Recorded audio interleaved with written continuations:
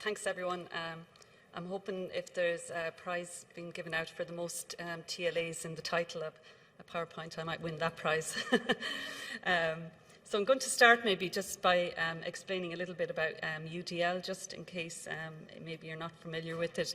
UDL is Universal Design for Learning. It's a set of principles for curriculum development that give all individuals equal opportunities to learn, and that's taken directly from the ahead.ie website.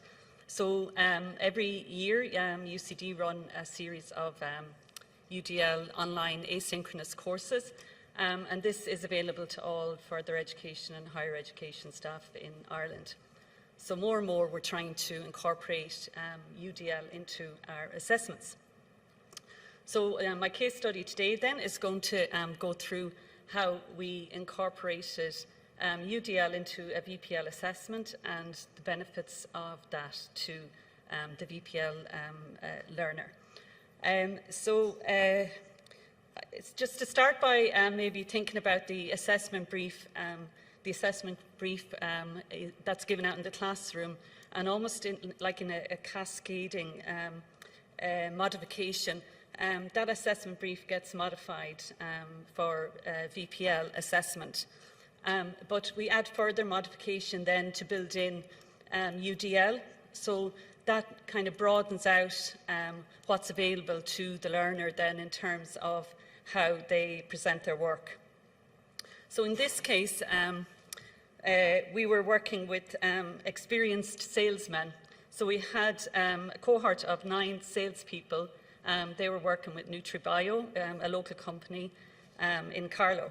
And it was a project that we took on with them to recognise their knowledge, skills and competencies in the form of a QQI Level 6 award in consultative selling. So when we started this work and we met the salespeople, some of them were enthusiastic and some of them less so. What we noticed was that some of the people, one in particular, had been removed from formal education for a long time, probably heading towards 40 years. And that formal education experience was not a positive one. That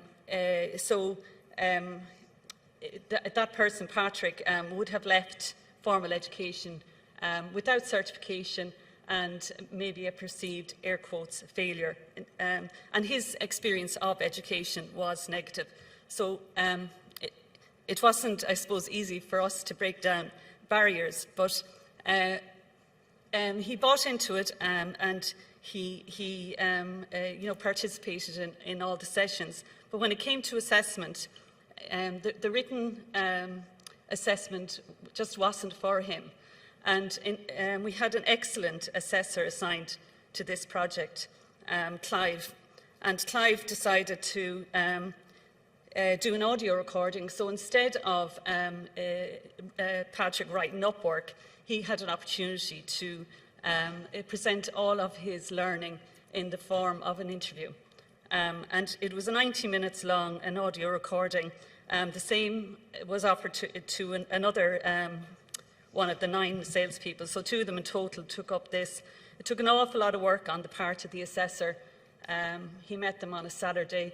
I think it was 90 minutes, as I said, for one of them. So it was a really serious time out on his perspective, from his perspective.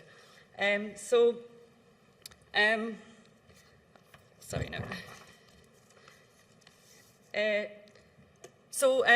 In terms of what did we learn from this, we really learned that it's really important that the learning outcomes and I work in quality assurance, but it's really important that learning outcomes are demonstrated as part of the collected evidence. But how that evidence is collected is flexible. And the more flexible we can be, the more benefit to the learners it is. The other thing we learned is the value of a dedicated assessor. And it was just Clive's enthusiasm and energy that he brought to this project that allowed Patrick to get his qualification. this case study really is an example of a learner-centred process in action. And I'd just maybe like to just for a final thought, I know I have empowering in the title, and I haven't actually referenced it much as I speak, but it's really important that we do empower the learners as much as possible. And I'd like to leave you with just 3 questions, and maybe I was thinking about this in terms of all I've learned from the 2 days here. Does it matter how learning is demonstrated? Another question I have is, how can we harness and value staff who are as dedicated as our assessor in this case study?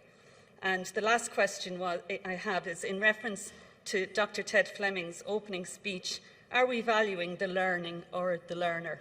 Okay, so that's all. Thank you.